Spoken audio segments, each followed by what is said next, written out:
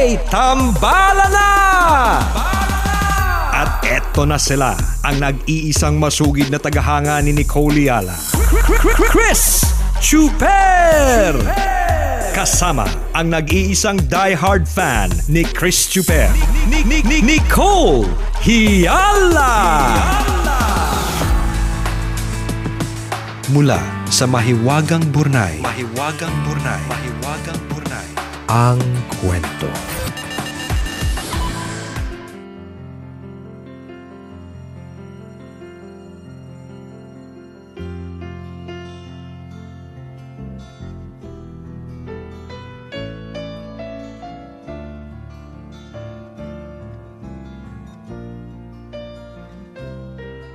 Itago nyo na lang po ako sa pangalang Alvi.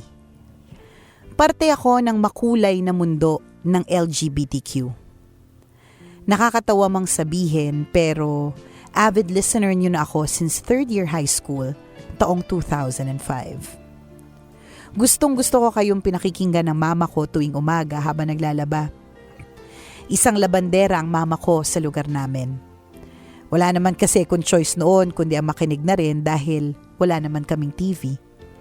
Cassette radio lang ang natatanging appliance namin sa bahay. Habang tumatagal, napapansin ko na ako na yung nagbubukas ng radyo para abangan at pakinggan ang programa nyo. Grabe yung 2005, no, partner? Parang hindi ko na masyado maisip yung kung sino ako noong 2005. Huwag na natin alalahanin kasi nakakadiri siya. Ang layo-layo na niya. Medyo mahaba-haba po ang story ko na ito. Sana po wala kayong maskip na lines dahil gusto kong i-share ang mga ups and downs ko sa buhay kasama kayo. Talagang kilala niya na tayo, partner, kasi minsan nag-skip ako ng line pag ang haba na. Sorry na kasi alam niyo po sa radyo, hindi naman po kasi aktibong listener. Mm-hmm. 'Di ba? Hindi lahat yung aktual na nakatutok ka na nakikinig. So kapag ka ganun, basta yun na yun, ayoko na mag-explain. Hahaba pa lalo. So eto na, medyo mahaba-haba daw ang kwento. Hikahos kami noon. Pedicab driver ang tatay ko sa Manila at maswerte na lang kung may magpapalaba sa nanay ko. Sa ganung paraan nila kami itinaguyod sa buhay. Naranasan naming pagkasyahe ng isang gatang ng bigas na ginagawang lugaw ni mama. Ang tanging sahog nito ay bawang lang at luya. Upang makatulong, gumigising ako ng 4:00 ng madaling araw para maglako ng pandesal. Maglalako ako hanggang 7:00 ng umaga. Ang kikitain kong 20 pesos hahatiin namin ng bunso kong kapatid para ipambaon sa eskwela. Sa ganoong kahirap na buhay, nakaraos pa rin ako ng high school. Pero hindi ako pinalad na makapasok agad sa kolehiyo dahil bigo ako makapasa sa scholarship. Wala namang kaming sapat na pera para maipangtustos sa pag-aaral ko sa kolehiyo.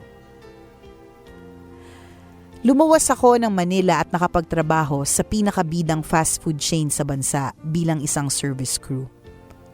Sa ganung paraan, sinubukan kong mag-working student. Trabaho sa umaga, eskwela sa hapon, hanggang gabi. Parehas kong pinagsikapan ang ganung buhay. At dahil sa tiyaga at sikap, napansin ako ng store manager ko at nirekomenda ako maging scholar ng kumpanya. Tuwang-tuwa ako dahil mas maraming unit na ang nakukuha ko. Pero hindi pala ganun kadali ang lahat. Dahil sa 8 oras ang ginugugol ko sa trabaho, nagbabanggaan ang schedule ko sa school. May mga subject akong hindi napapasukan dahilan para bumagsak ako. Sa kasamaang palad, natanggal ako sa scholarship. Aaminin ko, nahihirapan akong itaguyod ang sarili ko noon. Hindi ko na itinuloy ang sumunod na semester kasabay ng pag-endo sa fast food. Di nagtagal, nakapagtrabaho naman ako sa isang factory sa Binondo. 2 years akong nagtrabaho as production staff at talagang ginalingan ko. Dahil dito, itinaas ang posisyon ko as admin staff. Naks, nag-oopisina na ako. Computer na at hindi na makina ang kaharap ko. Pero sa kagustuhan kong madagdagan ng sweldo ko, nag-overtime pa ako sa factory sa gabi. Pinapayagan naman ako ng boss kong tsekwa kasi kesa naman mag-hire daw at mag-train ng panibagong empleyado sa production. Tumagal din ako sa office ng 2 pang taon. Sa hindi inaasahang pangyayari namatay po ang may-ari ng factory at tuluyan na itong nagsara. Nawalan ako ng trabaho pero hindi kalaunan nakapasok naman ako bilang attendant sa isang high-end na sinehan sa Pasay. 22 years old ako nang matutunan kong magwalwal.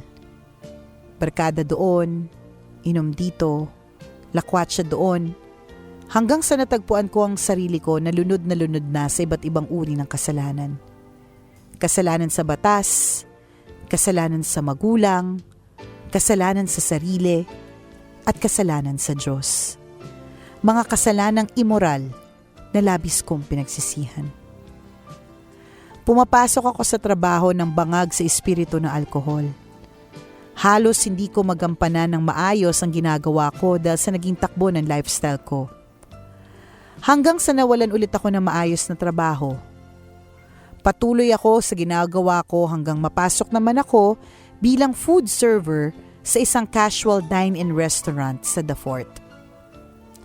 Trabaho at pagwawalwal ang naging kasiyahan ko sa buhay noong mga panahon na yon. Hanggang sa makilala ko si Eric, nagkaroon kami ng intimate relationship hanggang sa mag-live-in. Naging masaya ako sa pagsasama namin dahil halos compatible kami sa maraming bagay. Pero isang araw, natuklasan ko na lang ang pagtataksil niya sa relasyon namin. Nabasa ko yung cellphone niya at nalaman kong marami na pala siyang nakakasama sa kondo kahit kami pa. Hindi ko na pinatagal at bumitaw na ako sa halos 1 taon naming pagsasama. Balik ako sa walwal kong buhay para makalimot. Isang araw napapansin kong may nagbabago sa sarili ko physically. Kaya nag-decide akong alamin ang status ko.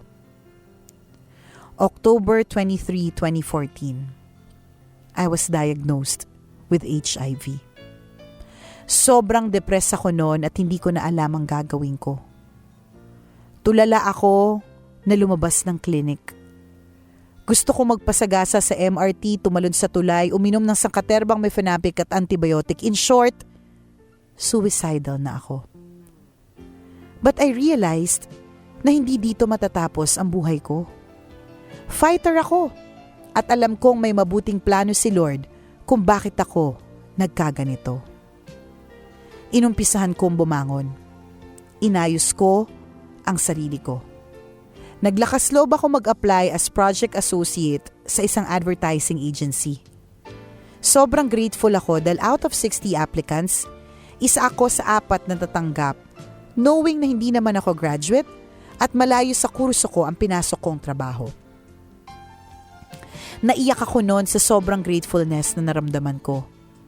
I realized na kahit ano ka pa at kahit gaano kabigat ang kasalanan mo, tatanggapin ka pa rin ng Diyos kung magsisisi ka sa mga kasalanan mo ng buong puso. Sa loob ng 5 taon, nakapagtago ako sa multo ng kondisyon ko. Marami pang nangyaring maganda sa buhay ko at halos nalibot ko na ang buong Pilipinas at nakabiyahe na rin ako sa ilang mga bansa sa Asia. Marami na rin ako maliliit na mga pangarap noon na hindi ko namamalayang natutupad na pala. 1 taon na rin simula nung nagdesisyon akong uminom ng anti-retroviral para panatilihing normal at malusog ang pangangatawan ko. Ngayon, finally, my viral load became undetectable. Tulog na ang virus sa dugo ko at wala ng ability na magparami pa. Nagpatuloy ako sa pagtatrabaho ko bilang isang operational manager matapos ma-promote sa advertising agency na pinapasukan ko.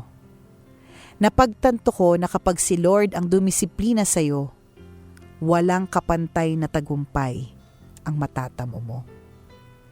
Sa halos araw-araw na pakikinig ko sa programa ninyo, sobra akong natutulungan para ma-uplift ang spirit ko at patuloy na lumaban sa buhay.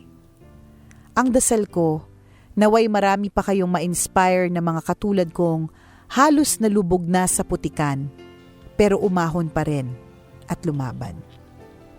Kung ano man ako ngayon, may malaking bahagi ang tambalan sa naging tagumpay at kasiyahan ko.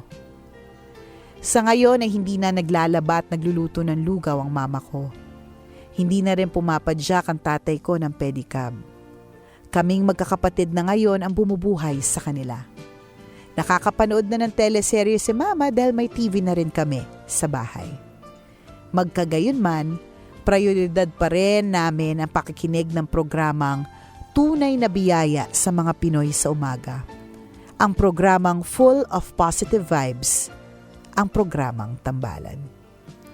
Sana po ay may napulot kayo sa mga naging karanasan ko. Ako po si Alvi, isang tambalanista, at ito ang aking kwento. Nice, Alvi! Hi, Alvi! O, ayan. Always your number one. FM radio station.